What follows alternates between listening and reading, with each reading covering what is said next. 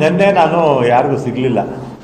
ನೆನ್ನೆ ನಮ್ಮ ಧರ್ಮಪುರಿ ಹತ್ರ ನಮ್ಮ ರಾಜಪ್ಪ ಅವರ ಊರಲ್ಲಿ ಏನೋ ಒಂದು ಕಾರ್ಯಕ್ರಮ ಇತ್ತು, ಮೊದಲೇ ಫಿಕ್ಸ್ ಆಗಿತ್ತು. ಆಮೇಲೆ ಅಲ್ಲಿ ಹೋಗಿದ್ದೆ.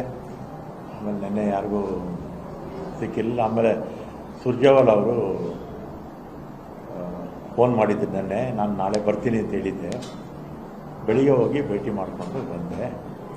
ನೆನ್ನೆ ಶಿವಕುಮಾರ್ ಅವರು ನಾನು ಮನೆಗೆ ಬರ್ತೀನಿ ಅಂದರು. ಆಮೇಲೆ ನಾನು ಮನೇಲಿ ಇರಲಿಲ್ಲ. ಆಮೇಲೆ ಅಲ್ಲಿ ಹೋಟ್ಲಲ್ಲಿ ಮೀಟ್ ಮಾಡಿದ್ವಿ, ಎಲ್ಲ ವಿಚಾರ ಮಾತಾಡಿದ್ದೀವಿ. ಮತ್ತು ಇವತ್ತು ಕೂಡ ನೆನ್ನೆ ಏನೇನು ಮಾತಾಡಿದೆ ಅಂತ ಅದನ್ನೆಲ್ಲ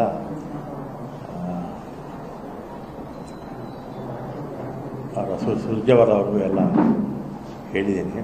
ಮತ್ತು ಹರಿಪ್ರಸಾದ್ ಅವರು ಫೋನ್ ಮಾಡಿದರು, ನಾವೆಲ್ಲ ಜೊತೆಲಿ ಓದ್ತಾರಲ್ವ.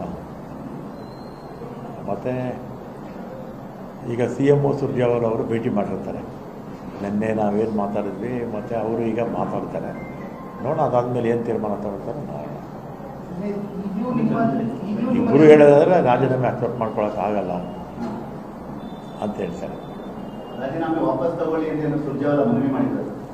ಇಬ್ಬರು ಹೇಳ್ತಾರೆ ರಾಜೀನಾಮೆ ಅಕ್ಸೆಪ್ಟ್ ಮಾಡಲ್ಲ ನಿಮ್ಮದು ಅಂತ.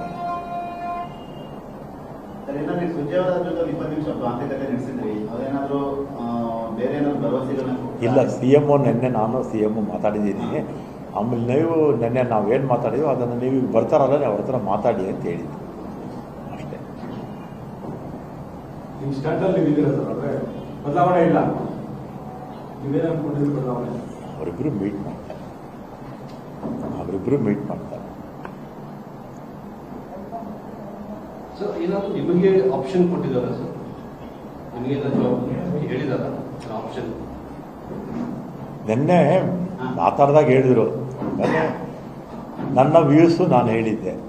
ಅದು ನಿಮಗೆಲ್ಲ ಗೊತ್ತಿತ್ತಲ್ಲ ಎಲ್ಲ, ನಾನೇನು ಕೇಳೋಕ್ಕೆ ಹೋಗಿರಲಿಲ್ಲ. ಅವರೇ ಆಫರ್ ಮಾಡಿದ್ರು. ಆಮೇಲೆ ಅನಿವಾರ್ಯ ಕಾರಣಗಳಿಂದ ಬದಲಾವಣೆ ಆಯಿತು ನನಗೆ.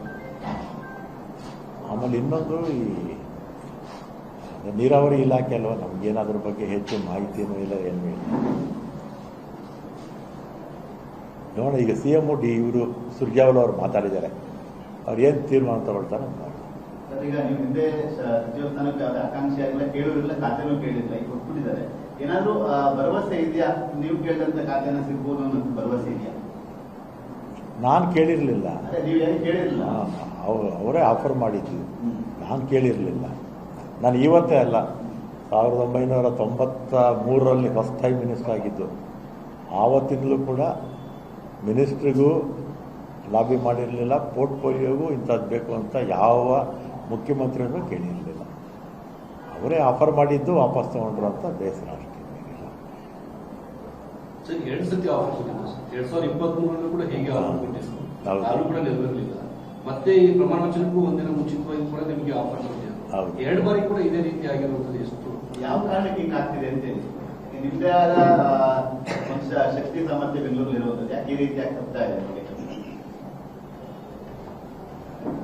ಯಾವ ಕಾರಣಕ್ಕೋಸ್ಕರ ಹಿಂಗೆ ನೀವು ಯಾವುದೇ ಆಕಾಂಕ್ಷಿ ಅಲ್ಲ, ಅವರೇ ಕೊಡ್ತೀವಿ ಮಾತು ಕೊಟ್ಟಿದ್ರು ಕೂಡ 2 ಬಾರಿ ಕೈ ತಪ್ಪಿ ಯಾವ ಕಾರಣಕ್ಕೆ ಅಂತ ಹೇಳ?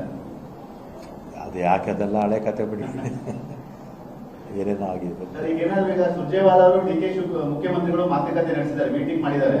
ಒಂದು ಪಾಸಿಟಿವ್ ರೆಸ್ಪಾನ್ಸ್ ಬರುತ್ತೆ ಅನ್ನೋ ನಿರೀಕ್ಷೆ ಇದೆಯಾ? ಗೊತ್ತಿಲ್ಲ, ಈಗ ಫೋನ್ ಮಾಡ್ತೀನಿ. ಗ್ಯಾರಂಟಿ ನ್ಯೂಸ್, ಸುದ್ದಿ ಖಚಿತ, ನ್ಯಾಯ ನಿಶ್ಚಿತ.